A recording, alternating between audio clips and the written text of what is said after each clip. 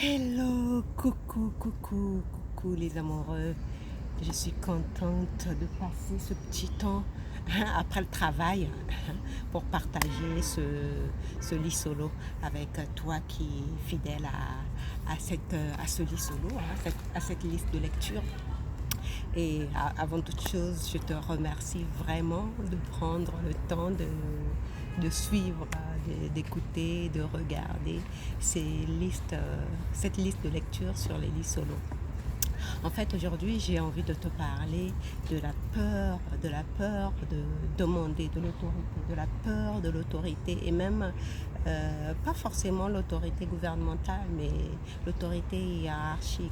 Par exemple, dans une entreprise, dans une entreprise, quand tu as peur, beaucoup de personnes n'osent pas demander des primes, n'osent pas demander des avantages, n'osent pas demander une augmentation, tout simplement parce qu'ils ont peur d'offusquer ou bien parce qu'ils pensent qu'ils ne sont pas légitimes.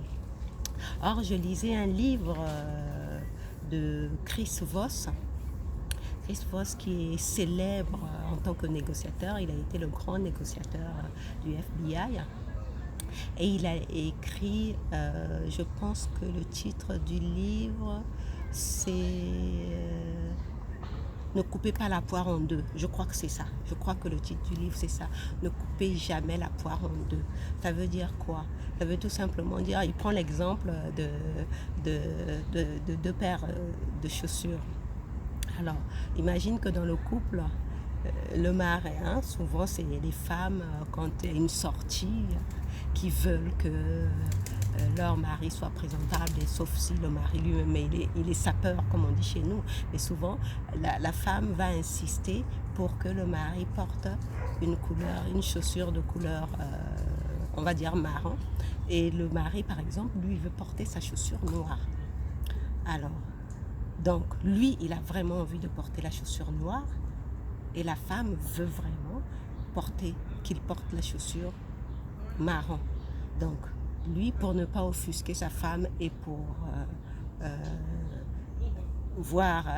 honorer son propre désir, il va porter une chaussure marron et une chaussure noire.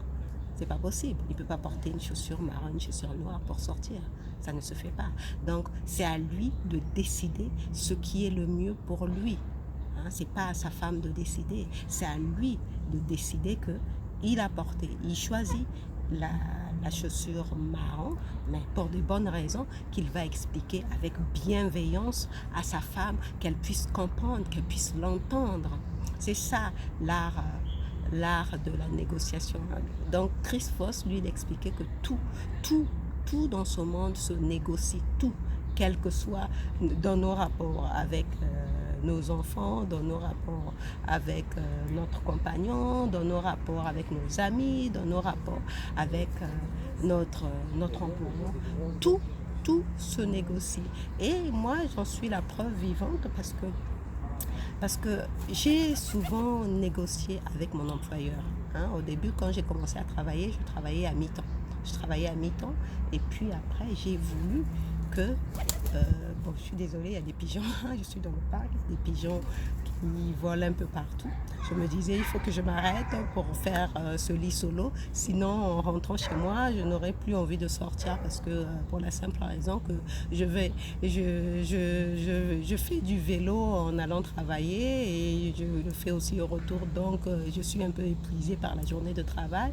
Et donc, je me suis dit, si je rentre à la maison, je ne reviendrai pas pour faire ce lit solo alors que ça me tient à cœur de garder ce rythme que j'ai pris des lits solo. Je voulais le faire ce matin, mais il a plu ici. Donc, c'est pour cela que le temps est un peu nuageux. Donc, je disais que moi, à mon travail, par exemple, j'ai mis en pratique justement ces conseils de Chris Voss dans son livre. Même avant, c'est des pigeons qu'il y a ici. Même avant de lire ce livre, j'avais déjà en moi l'esprit de on va dire, d'une négociatrice. Parce que quand je veux vraiment quelque chose dans un live, dans une vidéo précédente, je disais que j'étais une personne déterminée. Et quand je veux vraiment quelque chose et que je pense que c'est légitime, il y a pas, je ne fais du mal à personne en allant demander cette chose, bah je le fais. Peu importe ce que pense la personne de moi, peu importe comment elle va me regarder, peu importe qu'elle se sente outrée que j'ose aller lui demander cette chose. Mais je le fais quand même. Je le fais quand même. Le pire qui puisse m'arriver, c'est que la personne me dise non. Mais à part ça, je serais partie avec une information. Et ça, c'est déjà quelque chose de gagné. Donc, je parle de ça parce que récemment, j'ai demandé une faveur. C'est pas une faveur. J'ai fait une proposition à mon employeur. Et mon employeur a semblé trouver que j'exagérais en lui demandant ça parce que par le passé, je lui ai demandé plein d'avantages. Puisque, comme je le dis, j'ai cette nature d'une fille déterminée et quand je veux quelque chose, j'ose.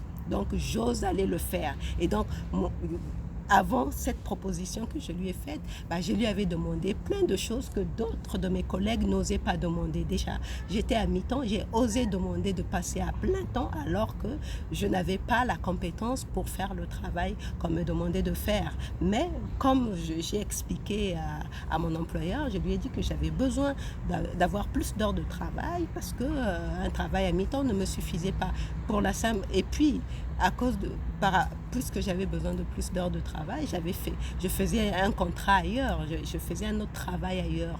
Donc, plutôt que de cumuler 2 contrats, je suis allée la voir pour lui demander de me proposer un deuxième contrat. Et c'est ce qu'elle a fait. Au contraire, elle était ravie que je lui demande un deuxième contrat parce que c'est une entreprise qui a c'est un groupe. C'est une entreprise qui est un groupe avec plusieurs entreprises dedans. Donc, elle pouvait m'affecter. Et d'ailleurs, c'est ça, quand tu oses quelque chose, quand tu n'as pas peur de la hiérarchie ou de l'autorité, quand tu oses aller prendre l'information. Donc, souviens-toi, dans le lit solo précédent, je te disais d'aller chercher l'information, d'aller te renseigner, de t'instruire. Quand tu oses aller chercher l'information par toi-même, bah, quand te disent non, que tu n'es pas ce que tu as demandé, bah, tu repars de là quand même avec une information. Moi, quand je suis allée demander à mon employeur de me signer, de m'augmenter des heures, je ne savais pas que l'entreprise était un groupe qui avait plusieurs. Peut-être que j'avais occulté cette information. Mais je ne savais pas que c'était une entreprise qui était un groupe et qui avait plusieurs entreprises dans un groupe et qu'on pouvait m'affecter, me signer un contrat dans la même entreprise, dans la même boîte, mais dans une autre entreprise de la boîte. Donc, ce qui me faisait 2 contrats différents avec des conditions de travail différentes. Ça, je ne le savais pas. Donc, si mon employeur avait refusé de m'augmenter les heures et qu'elle me disait oui, j'aimerais bien, mais je ne peux pas parce qu'il n'y a pas de travail, au moins j'aurais eu l'information que dans cette entreprise, je pouvais postuler à différentes entreprises parce que ce n'est pas la même personne qui prenait les décisions. Même si moi, j'étais directement allée voir la gérante de l'entreprise pour demander cette augmentation des heures, mais ceci dit, chaque entreprise du groupe est gérée par une personne différente. Or, cette information, je ne l'avais pas. Bon, heureusement pour moi, elle a accepté de me signer ce deuxième contrat qui d'ailleurs était ce que je voulais vraiment et mieux payé que l'ancien contrat. Donc, c'est parce que j'ai pas eu peur. J'ai pas eu peur de ce que va penser mon employeur. J'ai pas eu peur de ce qu'il va penser de mes compétences. Moi, tout ce que je lui ai dit, c'est que j'ai besoin d'augmenter mes heures et je suis prête à apprendre. Je suis prête à apprendre. Je suis prête à ce qu'on m'apprenne le travail que j'ai à faire. J'ai juste montré ma motivation de travailler. C'est tout ce que j'ai fait. Et pareil, dans d'autres domaines, Ah, ça, c'est pour ce contrat que j'ai signé, c'est le deuxième contrat que j'ai signé. Mais même pour l'augmentation, je me dis, je me suis dit aussi à un moment donné, je demanderai une augmentation. L'augmentation, ça, c'est beaucoup de personnes ont peur de demander une augmentation parce qu'ils croient que ils sont pas légitimes, que c'est pas que l'employeur va refuser et que si on m'augmente et les autres, mais on s'en fiche des autres. Tu t'en fiches des autres, c'est toi qui compte, c'est toi et ton désir. Qu'est-ce que tu veux toi? Est-ce que tu veux quelque chose de précis? Si tu veux quelque chose de précis, de la hiérarchie ou de l'autorité, va demander ce quelque chose de précis. Et quand tu vas aller demander ce quelque chose de précis que tu veux vraiment, la seule chose qui puisse t'arriver de peut-être d'inconfortable, c'est ça, hein? Il faut sortir de sa zone de confort. La seule chose qui puisse t'arriver d'inconfortable, c'est qu'on te dise non. Mais tout le monde sait que le fait qu'on te dise non n'a jamais tué. Une personne n'est jamais morte parce qu'on lui a dit non. C'est juste une histoire d'ego. C'est juste une histoire d'ego qui est blessée. Mais tu peux essuyer des noms. Tu peux accepter le fait qu'on te dise non. L'essentiel, c'est que tu es demandé. Et quand tu demandes, la personne, quand elle te dit non, elle ne te dit pas non, à moins qu'elle ait vraiment quelque chose contre toi ou bien qu'elle t'ait vraiment dans le collimateur, qu'elle te rabote comme ça en te disant non. Mais généralement, la personne va motiver son refus. Et toi, dans cette motivation, tu partiras avec une information qui va te permettre d'améliorer ta stratégie plus tard pour revenir lui demander cette chose qu'elle te refuse parce que tu ne réponds pas à tel critère. Tu comprends? Donc, ce que je voulais partager avec toi aujourd'hui, je crois que je vais pas rester longtemps parce que je vais devoir partir parce que je commence à voir qu'il y a trop de pigeons qui commencent à venir là. Je ne sais pas s'ils veulent de la compagnie ou quoi, mais et puis je suis un peu fatiguée par ma journée de travail. Mais ce que je voulais partager avec toi, que ça soit dans ton travail, que ça soit dans tes relations avec les autres, avec ton partenaire, avec tes enfants. Bon, les enfants, ils sont doués pour ça. Les enfants, c'est ce que Jésus disait. Si vous ne devenez pas comme des petits enfants, jamais vous ne rentrerez dans le royaume des cieux. Les enfants, qu'est-ce qu'ils font quand ils ont envie vraiment de quelque chose? Est-ce que les enfants s'embarrassent du fait que leur papa ou leur maman ou le représentant légal qui est leur tuteur leur disent non? Les enfants ne s'embarrassent pas du non. Eux, tout ce qu'ils savent, c'est qu'ils ont envie de quelque chose. Ils veulent quelque chose et ils vont demander. Si on leur dit non, généralement les parents, ils motivent le non. Et la prochaine fois, ils vont revenir avec d'autres arguments. Et ça, pour ceux qui sont parents, vous devez vous en rendre compte que les enfants fonctionnent comme ça. Et c'est pour ça, c'est dans ce sens-là que Jésus disait, si vous ne devenez pas comme les petits-enfants, jamais vous ne rentrerez dans le royaume des cieux. Le royaume des cieux, c'est tout simplement cet espace dans ton esprit qui te fait du bien, qui te donne la paix, qui te donne la joie, qui te donne un esprit apaisé. C'est ça le royaume des cieux. Donc, si tu deviens comme un petit enfant et que tu oses aller demander ce dont tu as besoin, au pire, on te dira non, mais sinon, tu auras gain de cause. Et surtout, quand on va te dire non, tu repartiras de là avec une information précieuse. Donc, pour prendre un exemple concret, récemment, j'ai demandé à mon employeur, parce que je fais quand même 1 heure de trajet et souvent j'étais en retard au travail. Donc ça commençait à causer des difficultés. Donc j'ai demandé à mon employeur, je lui ai fait une proposition du télétravail. Je lui ai demandé est-ce qu'elle pouvait m'aménager un poste en télétravail. Elle trouvait, non, bon, c'est vrai qu'elle a trouvé, elle a été prise de court, donc ça l'a un peu exaspérée qu'avec tous les avantages qu'elle m'a accordés, que je lui demande encore de m'emménager un poste, elle m'a dit non. Mais elle ne m'a pas dit non froidement. Elle m'a donné une information capitale pour moi que je n'avais pas. Je ne savais pas, j'ignorais que aménager un poste en télétravail demandait une certaine logistique. Moi, je croyais que le télétravail, il suffisait juste de logiciel et d'un logiciel qui soit connecté au réseau du travail. Avec ton ordinateur, tu travaillais tranquillement chez toi. Mais avec l'activité qu'on fait chez nous, je suis dans la sécurité, avec l'activité qu'on fait chez nous, il fallait toute une logistique pour me mettre en télétravail. Mais ça, je ne le savais pas. Tu vois? Donc, j'ai eu cette information. J'ai eu l'information que aménager un poste de sécurité et d'opératrice de sécurité en télétravail, c'est pas une chose aisée, c'est pas une chose facile. Ça demande beaucoup de matériel, ça demande beaucoup de mobilisation de matériel et surtout au niveau du réseau, ça peut faire des pertes de réseau, des coupures au niveau de surcharge du serveur. Ça, je ne le savais pas. Tu vois? Quand elle m'a dit non, mais elle a motivé son refus. Donc, il n'y avait pas... Moi, je ne me suis aucunement sentie offusquée. Je me suis aucunement sentie embêtée ou bien mal. Parce que pour moi, c'était juste une proposition. Je me disais, je n'ai rien à perdre. De toute façon, dans le pire des cas, elle me dira non et je continuerai à faire 1 heure de trajet pour aller travailler. Mais je me disais, comme la plupart des entreprises en ce moment aménagent les postes des personnes en télétravail, je me suis dit pourquoi pas.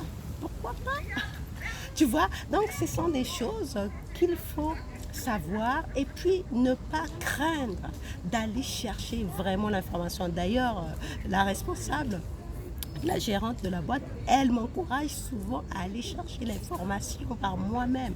Même si on me dit non, même si on me dit je ne sais pas, je cherche l'information. Et c'est comme ça qu'on travaille dans une bonne équipe et on a une bonne ambiance de travail. Et c'est comme ça aussi. Ça, c'est sur le plan individuel, sur le plan social. Mais même sur le plan de la société, c'est pareil. Tu peux oser aller demander à l'autorité de motiver le refus.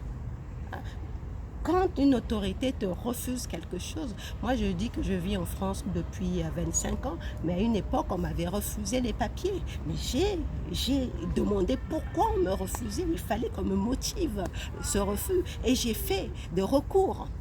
Mais ça, ce sont des choses, des gens, la plupart des gens n'osent pas, ils ne savent pas et ils se contentent de suivre le troupeau parce qu'un tel, parce qu'on a dit ça, que c'est comme ça, donc il faut faire. Non! Il ne suffit pas que de suivre le troupeau, il s'agit d'aller se renseigner par soi-même. Et justement, à propos d'aller se renseigner par soi-même, je m'étais dit que je n'allais plus parler de ce sujet, mais ça me concerne et ça concerne tout le monde, et en particulier tous les humains, parce qu'en ce moment, avec la crise qui se passe, nous sommes en train, comme je n'arrête pas de le répéter, nous sommes en train de mener une bataille, c'est une bataille entre l'ombre et la lumière. Et donc, par rapport à cette histoire de masque,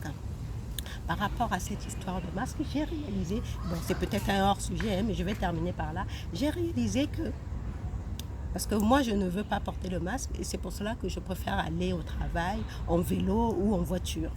Bon, donc hier, j'ai eu un souci avec mon vélo, j'ai dû prendre les transports en commun. Et j'ai réalisé que ce qui faisait que les gens portent le masque, ce n'est pas forcément la peur de la maladie.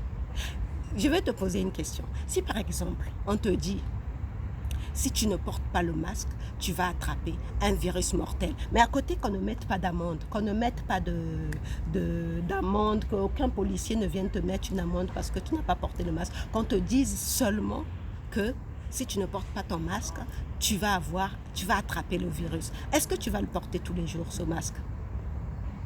Réponds honnêtement, est-ce que tu vas le porter tous les jours quand tu te déplaces? Est-ce que tu vas le porter? Bon, c'est à toi, je ne sais pas quelle réponse tu auras donnée, mais dans tous les cas, moi, ce que j'ai constaté, parce que depuis qu'on a durci la situation, cette obligation du masque, quand tu rentres dans le métro, il y a le message qui te martèle que tu dois mettre le masque, sinon tu auras une amende de 135 €. Donc, ce que j'ai constaté, en fait, La plupart d'entre nous, nous n'avons pas peur de la maladie. Nous n'avons pas peur d'attraper la maladie. Ce dont nous avons peur, c'est de l'amende de 35 euros. C'est de l'amende de 135 euros. Mais j'ai envie de poser une question, de toi à moi, entre nous. C'est quoi 135 euros d'amende face à ta liberté de respirer sainement l'air libre? C'est quoi une amende de 135 euros? D'autant plus que cette amende, avec les avocats, des juristes, si tu vas te renseigner auprès des juristes, ils n'ont pas de base légale pour te faire cette amende. Ils n'ont aucune base légale. Le policier n'a aucune base légale pour te faire cette amende. Donc, tu vois bien que ce qui te fait poser, ce qui te fait craindre, ce qui te fait porter le masque tous les jours, au risque d'attraper une hypoxie, c'est ça, ça s'appelle hypoxie, enfin, le fait d'avoir des maux de tête du fait de mal à respirer. Hein, je ne sais plus quel est le terme technique. Ah, il y a beaucoup de pigeons là. Quel est le terme approprié? Je pense que c'est l'hypoxie ou l'apoxie, mais je vais aller vérifier. Mais c'est le fait de ne pas bien respirer et d'avoir des maux de tête parce qu'on n'a pas bien respiré. Donc, toi, tu t'obliges à porter le masque juste parce que tu as peur d'avoir une amende de 135 euros parce que les médias, tout ça, les médias, la radio, tout partout, tout le monde dit qu'il faut. Le masque est obligatoire. Mais quand tu te renseignes, quand tu vas te renseigner auprès des juristes, tout juriste qui se respecte, je dis bien qui se respecte, tout juriste qui te respecte va te dire que cette obligation du masque n'a aucun fondement légal. Donc, je vais m'arrêter là et je ne parlerai plus de cette histoire de masque. Je vais passer sur d'autres sujets qui sont beaucoup plus importants, beaucoup plus intéressants, parce qu'après tout, il faut se focaliser sur ce qui nous fait du bien et pas sur ce qui nous ennuie ou sur ce qui nous gêne. Donc, je te remercie d'avoir regardé cette vidéo jusqu'au bout et on se retrouve demain, quel que soit le moment où j'essaierai de trouver vraiment un petit instant, que ce soit 10 minutes, que ce soit 20 minutes, que ce soit 30 minutes pour te partager un autre lit solo. Prends bien soin de toi et surtout, pense bien à t'assurer, à t'instruire sur tes droits. Allez, bisous, bisous, ciao.